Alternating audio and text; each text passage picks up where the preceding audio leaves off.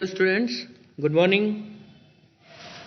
आज हम हमारी पाठ्य पुस्तक संस्कृत स्पंदना का चैप्टर नंबर 10 पढ़ेंगे।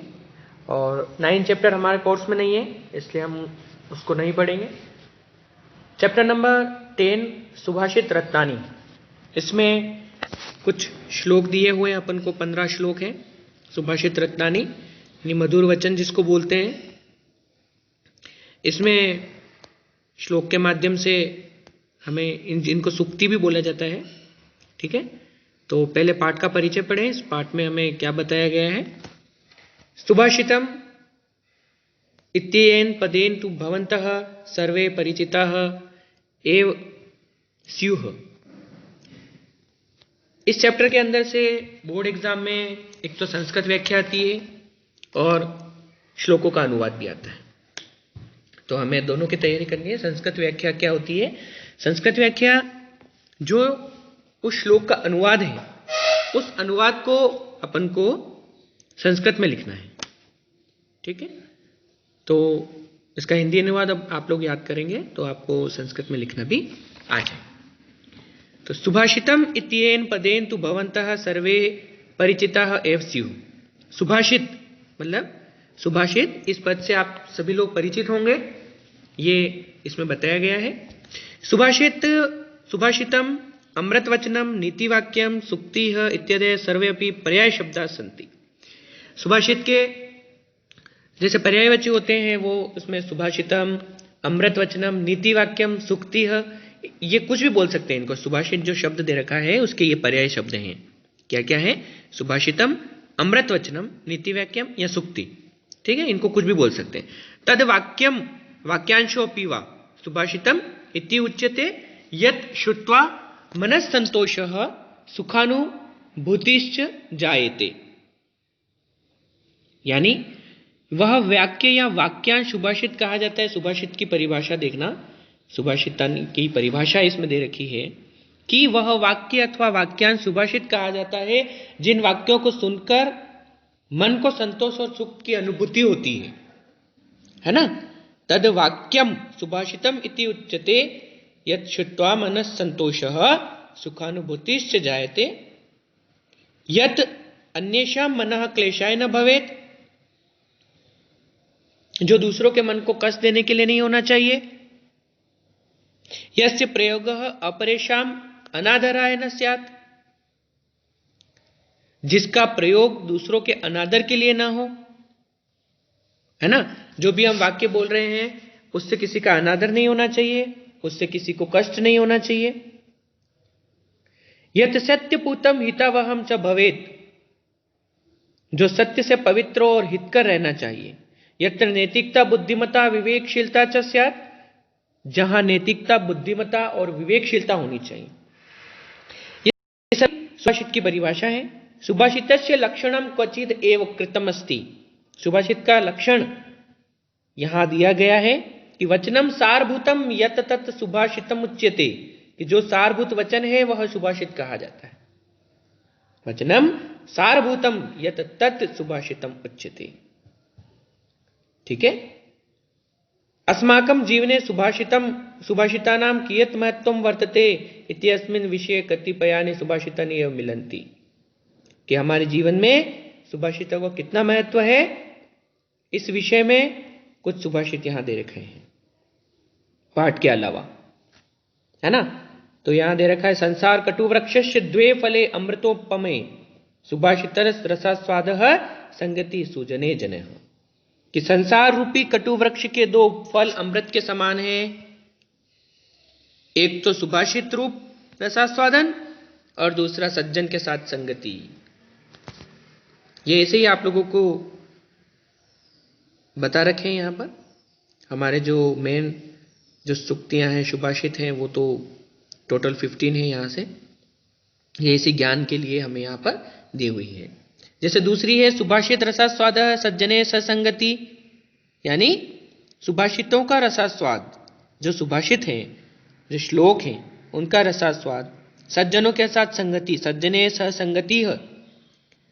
सेवा विवेकी भूपस्य, भूपस्य यानी राजा, दुख निर्मूलनम त्रयम। विवेकशील राजा की सेवा ये तीनों दुखों को निर्मूल करते हैं। सुभाषितेन गीतेन बालकानां च लीलिया मनो न विद्यते यस्य स वे मुक्तो अथवा पशु।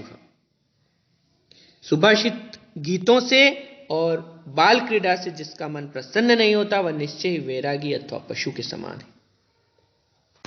मतलब सुभाषित को पढ़ने से मन प्रसन्न होना चाहिए, जिसका मन प्रसन्न नहीं होता वो पशु के समान है, उसको समझ में नहीं आता। ठीक है ना, तो ये चीज इसमें बता रखी। अमेध्यादपि कांचनम बालादपि सुभाषितम। गंदगी से भी सोने को और बालक से भी सुभाषित को ग्रहण करना चाहिए। ठीक है, तो ये हमें इस पाठ में बता रखा है। आगे भी जो ये है, तो ये जो पैराग्राफ दे रखा है, सुभाषित प्रशंसनात्मक कारणन एषाम चतुर्णाम पद्यानाम अयमेव सारः यत् असारे अस्मिन् संसारे सुभाषित रसास्वादम खलु अमृता स्वादन साधु समम। सारे संसार में सुभाषितों का रसास्वाद अमृत के आस्वादन के समान है।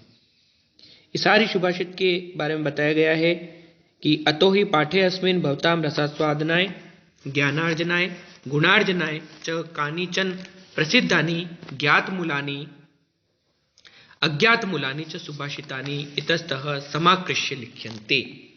यानी इस पाठ में जो आपके रसास्वादन के लिए, ज्ञान अर्जित करने के लिए और गुणों को ग्रहण करने के लिए कुछ सुक्तियां यहां पर दे रखी है। ठीक है ना, उससे क्या क्या होता है? वाणी माधुरी, सद्गुण महिमा, पात्र पात्र विवेक, खल सज्जन विवेक, विद्यार्जन, धनार्जन, धर्मार्जन, प्रकार मैत्री, दानशीलता, अहिंसा वृत्ति, आतताई जो शब्द दे रखा है वो श्लोक के अंदर आगे आएगा, तो उसका होता है आतंक फैलाने वाला। प्रतिनीति है, संगवृत्ति है, इत्ते विविध विषय संबद्धानि सुभाषितानि अत्र चितानि। इन विविध विषयों से संबद्ध सुभाषित यहां पर दिए गए हैं। तो हम सबसे पहली सुभाषित हम शुरू कर रहे हैं सुभाषित रत्नानी का। यह श्लोक आप लोगों ने पहले भी पढ़ा हुआ है। पृथिव्याम त्रीणि रत्नानि जलम अन्नम सुभाषितम मूढ़े पाषाण खंडेशु रत्न संज्ञा विधीयते। अर्थात पृथ्वी पर 3 रत्न हैं। पृथिव्याम त्रीणि रत्नानि जलम अन्नम सुभाषितम। कौन कौन से? जल, अन्न और सुभाषित।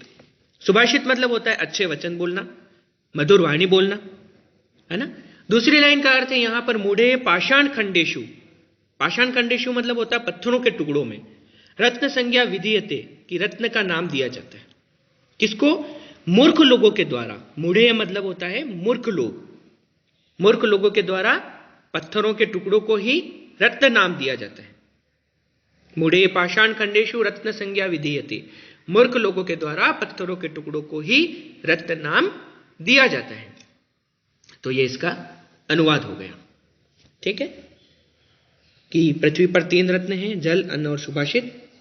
और मूर्ख लोग जो होते हैं वो पत्थरों को भी रत्न मान लेते हैं। ये ऐसा इसमें बता रखा है। दूसरा है प्रिय वाक्य प्रदानेन सर्वे तुष्यन्ति जंतवः तस्मात् देव वक्तव्यम वचने का दरिद्रता। मतलब इसमें कवि मीठी वाणी बोलने के लिए बोलता है कि हमेशा हमें मीठी वाणी बोलनी चाहिए। कि प्रिय वाक्य प्रदानेन सर्वे तुष्यन्ति जंतवः तस्मात् देव वक्तव्यम वचने का दरिद्रता। मधुर या मीठी वाणी, कवि कहता है कि मधुर वाणी या मीठी वाणी बोलने से सभी प्राणी संतुष्ट होते हैं। प्राणियों में सभी प्रकार के मनुष्य और ये सभी आ जाएंगे, संतुष्ट होते हैं। इसलिए हमेशा मधुर वाणी ही बोलनी चाहिए। तस्मात् देव वक्तव्यम, वक्तव्यम यानी बोलना, है ना। वक्तव्य यानी बोलना होता। तस्मात् यानी किस लिए, मधुर वाणी ही बोलनी चाहिए। बोलने में हमें कैसी कंजूसी, कोई किसी भी प्रकार की कंजूसी हमें बोलने में नहीं करनी चाहिए, लेकिन हमेशा हमें मीठा ही बोलना चाहिए। ठीक है। थर्ड वाला है हमारा गुणेह गौरवम आयाति नौचेह आसनम आस्थितः प्रासाद शिखरस्थो अपि काको न गरुड़ायते। इसका अर्थ होगा यहां पर गुणेह गौरवम आयाति नौचेह आसनम स्थितः। गौरवम यानी होता बड़प्पन, ठीक है, गुण मतलब गुण। नौचय आसनम आस्थित, आस्थित यानी बैठा हुआ। ठीक है, मनुष्य केवल गुणों के द्वारा ही गौरव को प्राप्त करता है, ऊंचे आसन पर बैठने से नहीं। नौचे है मतलब ऊंचे आसन पर बैठने से नहीं, अपने गुणों के द्वारा ही मनुष्य गौरव को प्राप्त करता है, हर प्रकार की प्रसिद्धि को प्राप्त करता है। प्रासाद शिखरस्थो अपि काको न गरुड़त, जिस तरह कौवा भवन के शिखर पर, यानी भवन यानी होता मकान है ना, शिखर पर स्थित होने पर भी गरुड़ के समान आचरण करने वाला नहीं होता है। ठीक है, ये इस श्लोक का भावार्थ है, अर्थ है उसका। अर्थात इस श्लोक का अर्थ हो गया कि मनुष्य सद्गुणों से ही गौरव को प्राप्त करता है, केवल ऊंचे आसन पर बैठने से नहीं, क्योंकि महल के सबसे ऊंचे शिखर पर बैठा हुआ भी कौवा गरुड़ के गुणों को प्राप्त नहीं कर सकता। भले कितना ही ऊपर कौवा बैठ जाए भवन के ऊपर, लेकिन जो गरुड़ पक्षी की जो गुण है वो उसे प्राप्त नहीं कर सकता। नेक्स्ट है फोर्थ वाला, पात्र पात्र विवेको अस्ति धेनु पन्नगयो एव तृणात संजायते क्षीरम क्षीरात संजायते विषम। ठीक है, तो इसके अंदर हमें पात्र और अपात्र का भेद बताया गया है। क्या बताया गया है? पात्र और अपात्र का भेद। पात्र पात्र विवेको अस्ति, पात्र पात्र विवेको अस्ति, यानी पात्र और अपात्र का भेद गाय और सांप के समान होता है ना। गाय को घास खिलाने से दूध उत्पन्न होता है, ये तो हो गया पात्र। और अपात्र क्या होगा कि सांप को दूध पिलाने से ही जहर उत्पन्न होता है। सांप को भले कितना ही आप दूध पिला देंगे, लेकिन वो उसके मुंह से हमेशा जहर ही उत्पन्न करेगा।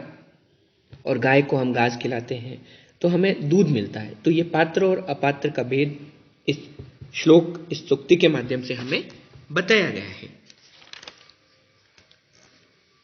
कि पात्र और अपात्र क्या होता है कि गाय घास खाकर भी दूध देती है, परंतु सांप दूध पीकर भी जहर ही देता है। घास खाकर भी गाय केवल दूध ही देती है और सांप दूध पीकर भी हमें जहर ही देता है।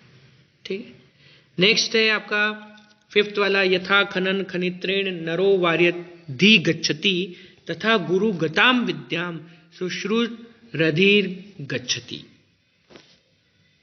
फिफ्थ वाला यह हो जाएगा आपका, जिस तरह मनुष्य कुदाली से भूमि को खोदता हुआ, भूमि अर्थात धरती, खोदता हुआ जल प्राप्त कर लेता है, जल प्राप्त कर लेता है, उसी प्रकार जिज्ञासु या सेवापरायण व्यक्ति गुरु में स्थित ज्ञान को प्राप्त कर लेता है। कि जिसको ज्ञान प्राप्त करना है वो गुरु में स्थित जो ज्ञान होता है उसको प्राप्त कर लेता है। ये इसके अंदर हमें बताया गया है। ठीक है, इस श्लोक में मतलब क्या बताया गया? परिश्रम का महत्व बताया गया है इसके अंदर।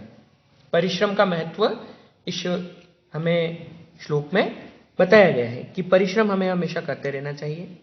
कि जिस तरह जैसे कुदाली होती है खोदने के लिए, खोदकर मनुष्य जैसे पानी को प्राप्त कर लेता है ना, जल को प्राप्त कर लेता है, इसके अनुवाद में हमें बता रखा है।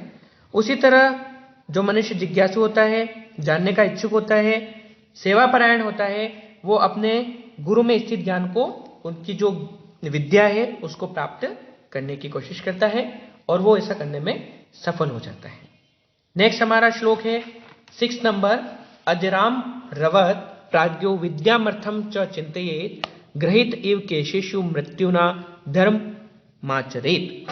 धर्मम आचरेत यानी धर्म का आचरण करना। धर्ममाचरेत मतलब धर्म का आचरण करना। प्राज्ञ यानी ये जो शब्द दे रखा है यहाँ पर प्राज्ञो, इसका अर्थ होता है विद्वान या बुद्धिमान। ठीक है, और अजरामरत यानी होता है अजर अमर रहना, अजर अमर मानना। विद्यामर्थम विद्या को प्राप्त करना। और मृत्यु ना यहां है मृत्यु के द्वारा। केशिशु मतलब बाल, केश मतलब बाल होता है। तो इसका अर्थ यहाँ पर हमें क्या हो जाएगा कि विद्वान व्यक्ति स्वयं को अजर एवं अमर के समान मानकर विद्या और धन की प्राप्ति का विचार करे, है ना। विद्वान व्यक्ति क्या करे, स्वयं को अजर और अमर मानकर विद्या और धन की प्राप्ति का विचार करे, और क्या करे कि मृत्यु ने बाल पकड़ रखे हैं, यानी मृत्यु उसके ऊपर ही खड़ी है, ऐसा समझकर धर्म का आचरण भी करे कि मृत्यु हमें कभी भी आ सकती है, इसलिए धर्म का आचरण उसको करना चाहिए। ये इसमें हमें बताया गया है। ठीक है, विद्वान मनुष्य को अजर अमर मानकर विद्या और धन के विषय में सोचना चाहिए। मौत ने बाल पकड़ रखे या मौत उसके दरवाजे पर खड़ी, ऐसा मानकर धर्म का आचरण भी करना चाहिए, धर्म को भी मानना चाहिए। धन धान्य प्रयोगेषु विद्यायाः संग्रहेषु च आहारे व्यवहारे च त्यक्त लज्जः सुखी भवेत्। 7 श्लोक है हमारा कि धन धान्य प्रयोगेषु विद्यायाः संग्रहेषु च आहारे व्यवहारे च त्यक्त लज्जः सुखी भवेत्। कि धन धान्य के लेन देन में और विद्या प्राप्ति में भोजन में तथा व्यवहार करने में जो लज्जा नहीं करता, जो शर्म नहीं करता, वह मनुष्य हमेशा सुखी रहता है। ठीक है, धन धान्य प्रयोगेषु विद्यायाः संग्रहेषु च, धन और धान्य मतलब धन मतलब पैसा, धान्य मतलब अन्न अनाज, उसके प्रयोग में, लेन देन में, और विद्यायाः संग्रहेषु च विद्या प्राप्ति में, आहारे व्यवहारे, आहार मतलब भोजन में और व्यवहार में कभी भी शर्म नहीं करनी चाहिए, त्यक्त लज्जा त्याग देनी चाहिए, वह व्यक्ति हमेशा सुखी रहता है। नेक्स्ट, विद्या विवादाय धनम मदाय शक्ति परेशान परिपीडनाय खलस्य साधोर विपरीत में तत् ज्ञानाय दानाय च रक्षणाय। विद्या दुष्ट व्यक्ति, इसमें यह बता रखा है हमें कि दुष्ट व्यक्ति की विद्या, इस श्लोक में व्यवहार में स्पष्टता का महत्व बताया गया है कि दुष्ट व्यक्ति का व्यवहार कैसा होता है और सज्जन व्यक्ति का व्यवहार कैसा होता है। ये इस 8th वाले जो श्लोक है हमारा, विद्या विवादाय धनम मदाय शक्ति परेशान परिपीडनाय। परेशान यानी होता है दूसरों के। ठीक है, व्यवहार है मतलब आपस में व्यवहार,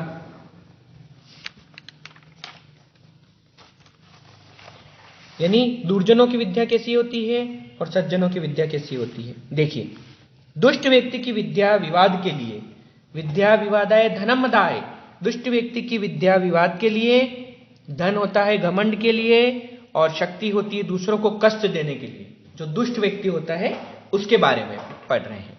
खलस्य साधोर विपरीतम मेतम ज्ञानाय दानाय च रक्षणाय, यानी किंतु सज्जन की ये सभी बातें विपरीत होती है। जस्ट इसका अपोजिट होता है सज्जन की विद्या किसके लिए होती है? ज्ञान के लिए। धन होता है दान के लिए, और शक्ति होती है दूसरों की रक्षा करने के लिए। ठीक है, ये इस श्लोक के माध्यम से हमें शिक्षा दी गई है कि सज्जन की मैत्री कैसी होती है और दुर्जन की कैसी होती है। ठीक है, दुष्ट व्यक्ति की विद्या विवाद के लिए, धन घमंड के लिए, शक्ति दूसरों को कष्ट देने के लिए होती है, और इसका जस्ट अपोजिट होता है सज्जन की। जो सज्जन की सभी बातें होती है वो विपरीत होती है। ठीक है ना, सज्जनों की विद्या ज्ञान के लिए होती है, धन होता है दान के लिए, और शक्ति दूसरों की रक्षा करने के लिए। नेक्स्ट, खलह सर्षप मात्राणि परिछिद्राणि पश्यति आत्मनो बिल्व मात्राणि पश्यन्नपि न पश्यति। 9th, खलह सर्षप मात्राणि यानी सरसों जो होती है छोटी छोटी, उसके समान। परिछिद्राणि मतलब होता है दूसरों के दोषों को, पश्यति यानी देखना, और बिल्व दूसरी लाइन में देखिए, बिल्व मात्राणि देखना, बिल्व फल जो होता है जो गोल होता है, बिल्ली का जो पत्ता होता है, उस पे जो फल लगते हैं, बिल्व फल जिसको बोलते हैं, है ना, तो उसके माध्यम से और सरसों के माध्यम से हमें इसमें बताया गया कि मनुष्य दूसरों के दोषों को ही देखता है, अपने दोष उसे नजर नहीं आते। ये श्लोक के माध्यम से हमें बता रखा है ना। इस पाठ में कवि क्या कहता है कि मनुष्य दूसरों के दोषों को देखता है, लेकिन उसके जो दोष हैं, अवगुण हैं, वो उसे नजर नहीं आते। तो इसका अर्थ यह हो जाएगा हमारा कि दुष्ट व्यक्ति सरसों के समान दूसरों के छोटे से दोषों को देखता है, परिच्छिद्राणि पश्यति, किंतु अपने बिल्व के फल के समान, बिल्व फल यानी होता है बड़ा और सरसों होती छोटी, तो वो छोटी गलती उसे नहीं देखती, किंतु बिल्व के दूसरों के छोटे छोटे दोषों को तो वो देखता है ना, लेकिन अपनी जो बड़े गुण, बड़े दोष, उसके बड़े दोष होते हैं, बड़ी गलतियां होती है, वो उसे नजर नहीं आती, देखता हुआ भी उसे अनदेखा कर लेता है, किंतु अपने बिल्व के फल के समान बड़े दोषों को देखता हुआ अनदेखा कर लेता है ना। उसको सरसों के समान दूसरों की छोटी छोटी गलतियां तो नजर आ जाती, लेकिन अपनी जो बड़ी गलती होती है वो उसे नजर नहीं आती है। ठीक है। 10 शोकाराति परित्राणम प्रति विस्त्रम्भ भाजनम केन रत्नमिदम सृष्टम मित्रमित्य क्षरद्वयम। यहां पर देखिए बहुत ही अच्छा श्लोक है ये। यहां पर ये जो मित्र शब्द है, उस 2 वर्णों वाला जो मित्र शब्द है उसे किसने बनाया, ये इसमें मतलब पूछा गया हमको कि शोकाराति परित्राणम प्रतिविस्त्रम भाजनम केन रत्नमिदम सृष्टम मित्रमित्य क्षरद्वयम। क्षरद्वयम यानी 2 अक्षर वाला। शोकाराति परित्राणम यानी होता है शोक रूपी शत्रु से बचाने वाला, और इसके आगे शब्द दे रखा है प्रतिविस्त्रम भाजनम, प्रेम और विश्वास का पात्र, मित्र शब्द है ना। इसको किसने बनाया, ये इस श्लोक का अनुवाद है। दुख रूपी शत्रु से रक्षा करने वाला और प्रेम व विश्वास का पात्र मित्र, इन 2 अक्षरों वाला ये रत्न किसके द्वारा बनाया गया है, ये ऐसे ही इसमें केवल पूछा गया है कि जो शोक से और शत्रु से रक्षा करता है, जो प्रेम और विश्वास का पात्र है, कौन है, मित्र। जो इन मित्र जो शब्द है उसे किसने बनाया, ये इस श्लोक के माध्यम से बताया गया है, पूछा गया। तो 10 श्लोक हम आज यहां पर कंप्लीट कर रहे हैं। नेक्स्ट जो 5 श्लोक हैं और उसके क्वेश्चन आंसर नेक्स्ट जो क्लास होगी उसमें हम कंप्लीट करेंगे। इस श्लोक का, इन श्लोकों के अनुवाद में आज आप लोगों को सेंड कर दूंगा, तो आप वो अनुवाद भी देखें और श्लोकों को वापस उच्चारण करिएगा। ये श्लोक बोर्ड एग्जाम में लिखने के लिए भी आते हैं। बोर्ड परीक्षा में 3 नंबर के ये क्वेश्चन है आपका श्लोक लिखने वाला। ओके।